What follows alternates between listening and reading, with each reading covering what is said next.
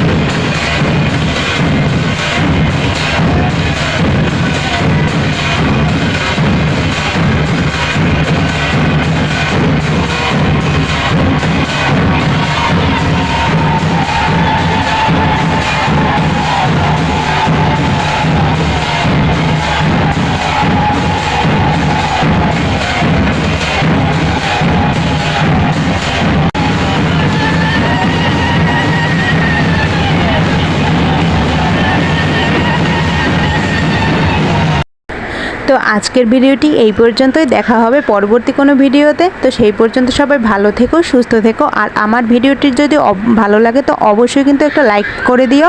তো জগন্নাথদেব সবাইকে ভালো রাখুক, এই কামনা নিয়ে আমার ভিডিওটি আজকের মতো শেষ করছি। জয় জগন্নাথ।